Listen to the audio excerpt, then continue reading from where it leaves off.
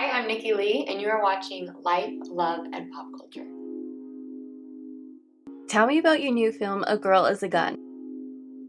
A Girl is a Gun is also starring Denise along with myself, and it's really powerful, actually. It's really nice for the times of right now. It's very empowering of women, and I think we all need a little bit of that empowerment.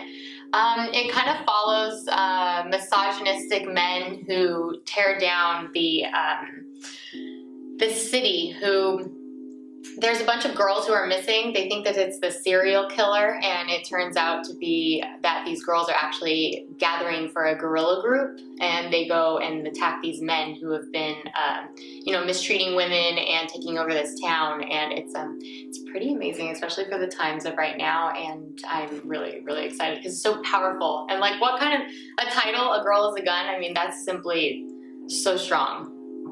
No, I think the title is actually really intriguing. When I saw it, I was like, what is this about? I know. I'm sure it'll probably have the same reaction on other people. I know. I'm so excited for that.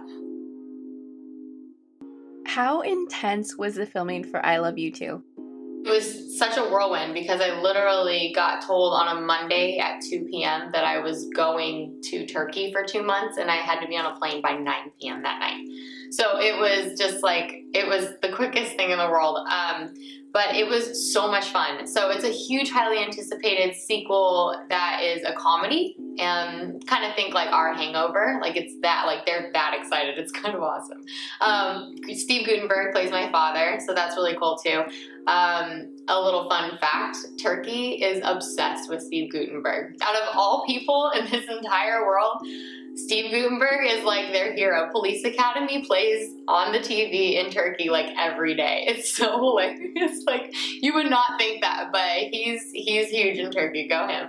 But it was just a lot of fun. The craziest thing was that I flew there thinking I was going to be acting in English because I auditioned in English and I sent my tapes in English. And I was learning my entire broken English script the whole flight there. And it was like the second day I was there, and they handed me this Turkish script, and they were like, please bring this to your translator. And I, of course, was very grateful to have a translator. I mean, that was unnecessary, but at the same time, just a beautiful gift from them.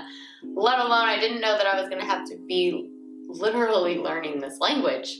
So I got this Turkish script, and it was my Bible for the next like 2 months. I now know how to like read and write Turkish, and I had to basically memorize not only my lines, but the other people's lines, because like the formulating of sentences is completely backwards in Turkish. So I have to act the opposite of what you would in America.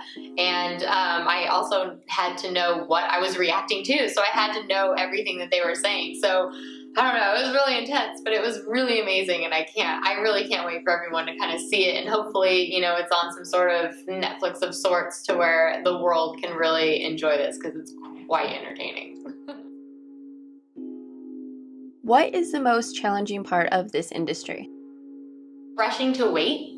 That's like, if you're in this industry, you hear that a lot. I think the waiting game. I'm so used to, school and things like that, to where it's like you work toward a reward, or you work toward a test, and then you get tested on, and then you get a reward out of it. So it's really hard to work so hard at something and at your craft, which of course is passion and love, but to work constantly at your craft and like rush to try and like get this part or be in an audition on time and do all these things, and then have to really sit back and respect the other people's, parts of this puzzle to get everything rolling. It's really challenging. And I think I've grown a lot just having to have that patience, which I really respect, and I'm glad I got that lesson, but I think that is definitely the hardest part.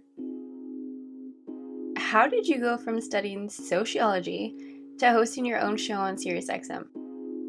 I was kind of getting interviewed, actually, and I guess I didn't have much dead air. And once I got off of this interview, they were like, would you like to host your own show? And I was floored, because I was like, who comes off of an interview and then gets offered like their own show? So basically, I was able to drive to LA. I'm originally from Orange County, so I was able to drive to LA every day, Monday through Friday, and have an hour-long show for about 2.5 years on SiriusXM. So that was kind of life-changing and allowing me to move to Los Angeles, because I'm sure if I didn't have that start moving me to Los Angeles, I probably would be living in like Texas right now.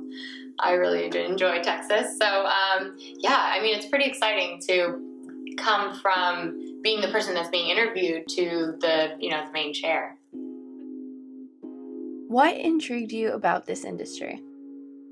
Well, I always kind of have the same story of how I got involved. I had like a cameo in a movie, and just seeing everybody work so hard together for one common goal was really beautiful to me, and I really wanted to be a part of that. I really love things like family orientations and when people like work together in a group and for one common goal. I just think that's really beautiful for people to come together.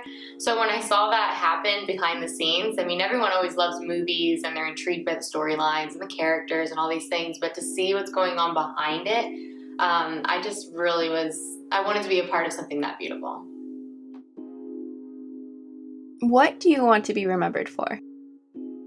I want people to not really look at me like for face value. I really hope that they see my heart, to be honest with you. So that's why I have this, and I have this popularity wish for a goal bigger than myself. It's more of being able to touch other people, because I feel like there's a lot of people with such power, and I don't think that they get to exercise it appropriately. So I would really love to be more of that